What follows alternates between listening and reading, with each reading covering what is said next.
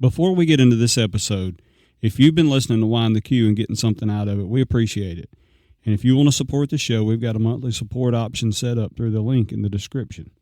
If not, just listening and sharing goes a long way. All right, let's get to it.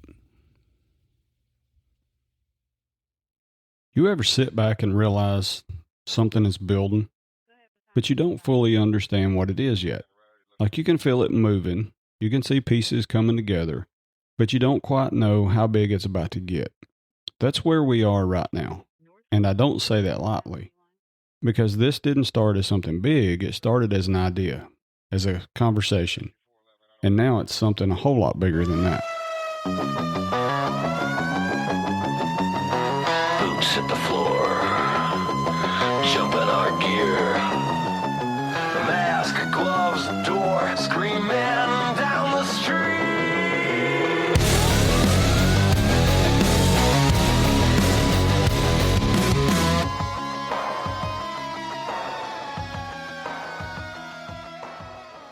Welcome to Wind the Q, the Stories Behind the Sirens. I'm Lieutenant Dodson, Engine Officer in Northwest Georgia. And if you've been here since the beginning, you already know what this is about. If you're new, you're about to find out real quick. This isn't surface level. This isn't just talking fire for the sake of talking fire. This is real conversation about the job, the culture, and what it actually takes to be good at it. Season 2, we're not easing into it. We're building on everything that's already been started. Now, before we go any further, I want to look back at Season 1. Not like a highlight reel, but like what it actually was, because that matters. We started with mental and emotional health. We sat down with Lieutenant Axel Agan, and that wasn't by accident, that was intentional.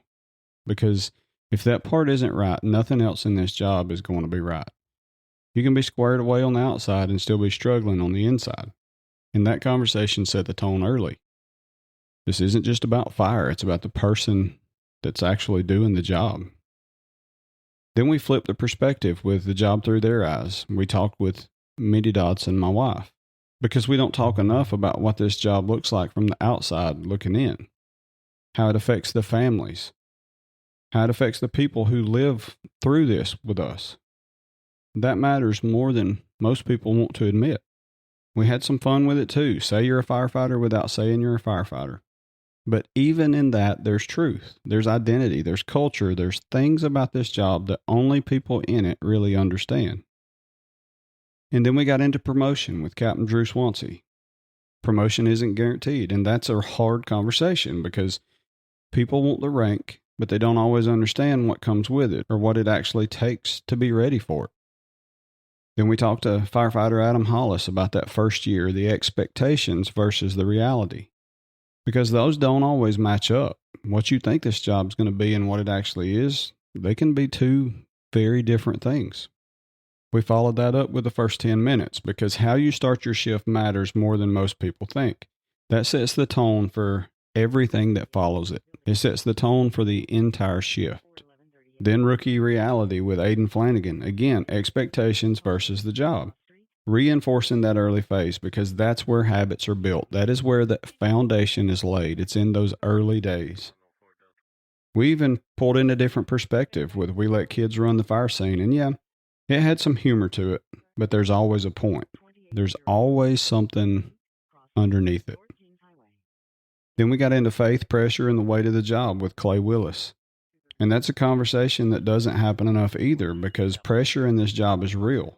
And how people handle it matters. We talked about firehouse rumors, how they start, how they spread, and how they can totally destroy the morale in your department.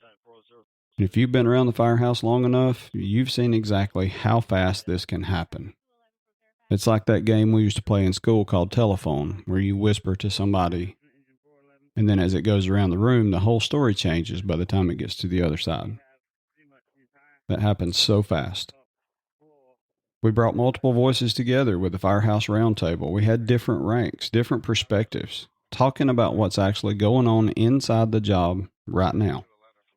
That's important because no one person can see everything. Then 1984 versus 2026 with Battalion Chief Mark Bagley and his son, Firefighter Connor Bagley. That one hit because it showed the difference between generations. but also how much stays the same. The core of this job doesn't change.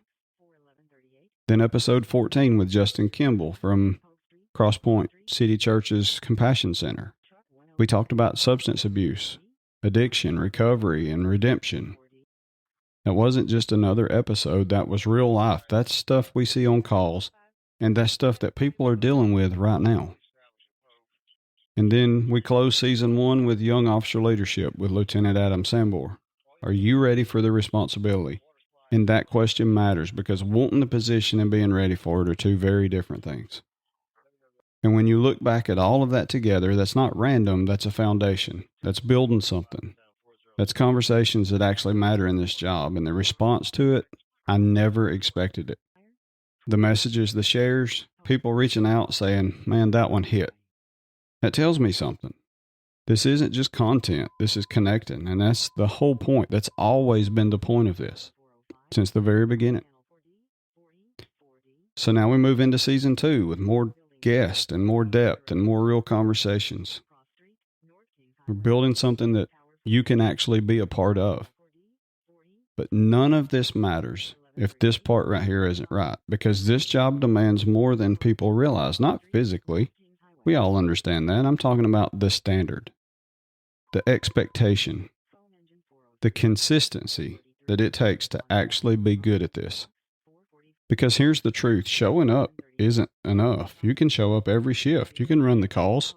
You can check the boxes and still not be where you need to be. And that's where people get stuck. Because this job will let you get comfortable. It will let you settle. It will let you blend in. And if you're not paying attention, you won't even realize that it's happening. That's the dangerous part. It's not the big mistakes, not the obvious failures, but it's that slow drift into average. I've seen it. You've seen it. If you're honest, you've probably felt it. I know at times I have. There's been times that I've went through that and I felt it myself. So that's what we're getting into. What happens, why it happens, and what do you do about it? Because if you don't do anything, you'll stay right where you're at. Let's talk about the part that nobody explains when you first get hired. There's a phase in this job that doesn't show up in the academy. It doesn't show up in your IFSTA manual. Nobody pulls you aside and says, hey, man, you need to watch for this. But it's coming for you whether you realize it or not. At some point, you stop being brand new. You're not the rookie anymore. You know where things are. You know how the shift runs. You know what a decent day looks like. And that should be a good thing. But that's exactly where it starts to get dangerous, because that's when you start to get comfortable without realizing it. You stop asking questions. Not because you don't have them, but because you think you shouldn't ask them. You've been here long enough. You should probably know these things. So instead of asking, you stay quiet. And that happens once, and it happens again, and then it's happened 10 times, and before long, you're not asking anything at all. You start training differently too. You're still there. You're still participating, but it's not the same. You're not pushing into those uncomfortable parts of the training. You're not leaning into what you're not good at. You're just hitting reps and checking boxes and moving on. From the outside, nothing looks wrong. Nobody's calling you out. You're doing your job. But inside, you know the difference. And here's the part that really matters. That space right there. That's the gap. The gap between who you said you were going to be when you started this job and who you are right now. Every single firefighter hits it. I don't care who you are. I don't care how long you've been on. I don't care what department you're in. At some point, you hit that. The difference is what you do when you get there. Some people recognize it. They feel it. They correct it. They get uncomfortable again. They go back to asking questions. They go back to training with purpose. They go back to holding themselves to a higher standard. And some people don't. They settle. They justify it. They start saying things like, this is just how it is. We don't have time. We run too many calls. We don't run enough calls. And maybe some of that is true, but here's the problem. None of that fixes where you're at. And the longer you stay there, the more normal it feels. That's the part that should bother you. Not the big mistakes or the obvious failures. The fact that you can sit and average and it starts to feel normal. Because once it feels normal, it's hard to see it for what it actually is. And here's the uncomfortable question. Are you better right now than you were a year ago? Not more experienced, but actually better, sharper, more intentional, more dependable, or are you just more comfortable? Because those are not the same thing. Experience does not automatically equal growth. Time on doesn't automatically make you better. You can spend years doing the same thing the same way and never actually improve. And that's where people get stuck. Now let's flip it. What does it look like to get out of that? It's not complicated, but it is hard. You've got to get uncomfortable again. You got to go back to the things that you've been avoiding. You've got to fix what you're not good at. You've got to train with purpose again. You've got to care again. And in that word, care, that's the word that people don't like because it takes effort. It takes energy. It takes consistency. It takes showing up the same way on the days you feel like it and the days you don't. It takes doing the work when nobody's watching. It takes holding yourself to a standard that nobody else is forcing on you. That's what separates people in this job. It's not the talent. It's not the opportunity. Consistency. The willingness to keep pushing when it'd be easier not to. The willingness to fix things instead of ignoring them. The willingness to hold yourself accountable when nobody else is holding you accountable. Because at the end of the day, nobody's coming to fix it for you. Your officer can't make you care. Your department can't make you grow. Your crew can push you, but they can't do the work for you. That's on you. So if you're in that gap right now, and you probably know if you are, you've got a decision to make. Stay there or move. Stay comfortable or get uncomfortable again.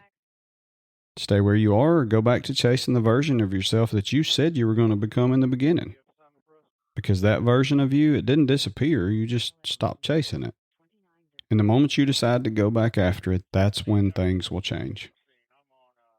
Here's what I want to do before we close this out. I want to bring this full circle. Because everything we just talked about, the gap, the drift, the comfort, that's all real. That's where people live in this job, whether they admit it or not. But this isn't about calling it out or just leaving it there. This is about what you do next. Because once you see it, once you recognize it, you can't pretend it's not there anymore. That's the difference. Ignorance lets you sit in it. Awareness forces a decision. And that's where you're at right now. You've got a decision to make. Not tomorrow, not next shift, but right now. Do you stay where you are or do you move? I'm not talking about big dramatic changes. I'm talking about small, consistent, intentional decisions because that's how this works. You don't fix it overnight. You don't flip a switch and suddenly become everything that you said you were going to be in the beginning. You build it back. One shift at a time, one decision at a time, one moment at a time. You go back to asking questions, even when it feels uncomfortable. You go back to training with purpose, even when it's easier to just go through the motions. You go back to paying attention to the little things, the stuff that nobody claps for, the stuff that nobody notices except for the people that matter. And over time, that's what pulls you out of that gap. Not motivation and not hype. Consistency. There's that word again. Consistency. Because anybody can have a good day. Anybody can show up motivated for a shift. Anybody can push hard when they feel like it. But not everybody can do it over and over and over again when it's not exciting, when it's not fun, and when nobody's watching. That's what separates people in this job. And deep down, you know if you're doing that or not. You don't need somebody else to tell you. You don't need an evaluation. You don't need feedback. You know. And that's what this comes down to. It's not what I think. It's not what your officer thinks. It's not what your crew thinks. What do you know about yourself? Because at the end of the day, that's the standard you're actually living at. It's not the one you talk or post about. The one you show up with every single shift. That's the one that actually matters.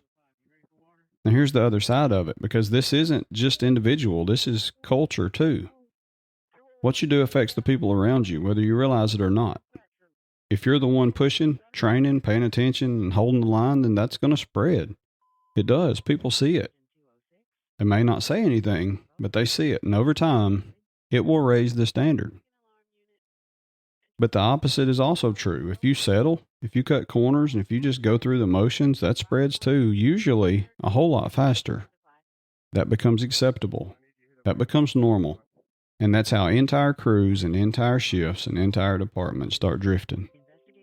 Not because of one big failure, but because of 1,000 small decisions. That's the part that people don't talk about, because it puts responsibility back on the individual, back on you. And that's uncomfortable. But it's also where the power is, because if it starts with you, it can change with you. Now let's bring this into season 2, because this is where this podcast is going. We're not here to just talk. We're here to challenge. We're here to push. We're here to have conversations that actually matter. The stuff that makes you stop and think. The stuff that makes you look at yourself and go, yeah, I need to fix that. We've got more guests coming, more perspectives, more stories, more real conversations about the fire service that don't get talked about enough. We're going deeper into leadership, deeper into culture, and deeper into mental and emotional side, and deeper into the mental and emotional, and deeper into the mental and emotional side of this job. Because that matters just as much as anything else. We're going to keep bringing people on who have lived it, who can speak from experience, not from theory and not from opinion, but real world experience. We've got some things coming up too, ways for you to get more involved, some giveaways, more engagement, more ways for this to be something you're a part of, not just something that you're listening to, because that's what this is turning into. It's not just a podcast. It's a community. It's a standard. And that only works if the people listening to it are willing to apply it. That's the difference. You can listen to this. You can agree with it. You can nod your head and go, yeah, that's right. But if nothing changes, nothing matters. So that's the challenge. Take something from this and apply it. Not everything, just one thing. One area you know you've let slide. One area you know you've gotten comfortable in. Fix that. Start there, because that's how this works. Not all at once, but one step at a time. One decision at a time. And over time, that builds up. It starts to build something that closes the gap and puts you back on track to becoming the firefighter, the leader, the person that you said you were going to be in the beginning. And that's what this is really about. It's not about being perfect, and it's not about being the best, but it's about being intentional and being consistent and being better than you were yesterday. That's it. That's the standard. That's the expectation. And that's what we're carrying into season 2. So if you're here, if you've been listening, if you've been a part of this, I appreciate it more than you know.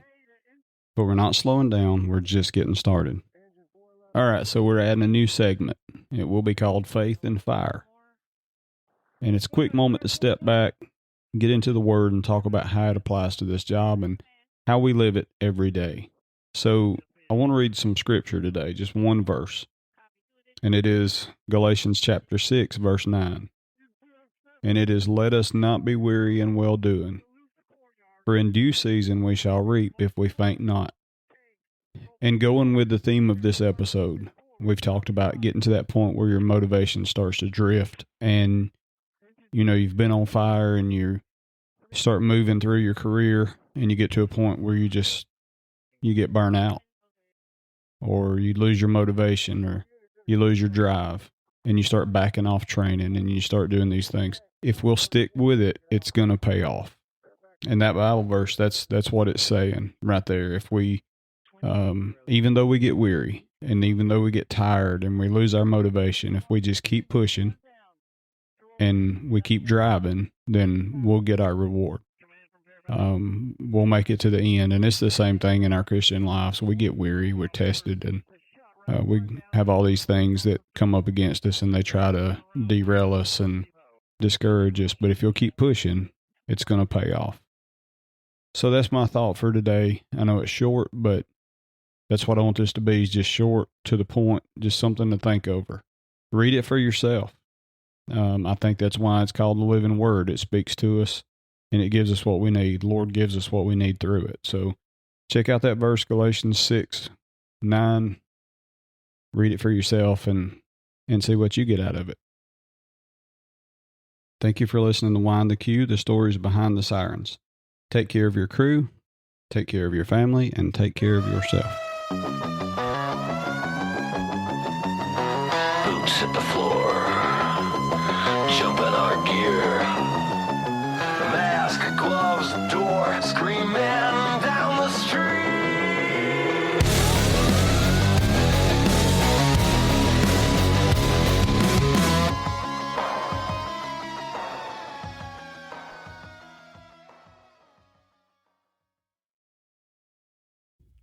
Before we wrap up, if you've gotten value out of this podcast, if it's something that you listen to, that you share, and that you believe in, then there's a way to support it directly. We've set up a monthly support option through Buzzsprout, and that link is in the description. Everything that goes into this, the time, the equipment, the production, it all adds up, and that support helps us keep this thing moving forward and growing. If that's something that you want to be a part of, we appreciate it. And if not, just keep listening, sharing it, send it to your crew. That matters just as much, but we appreciate all of it.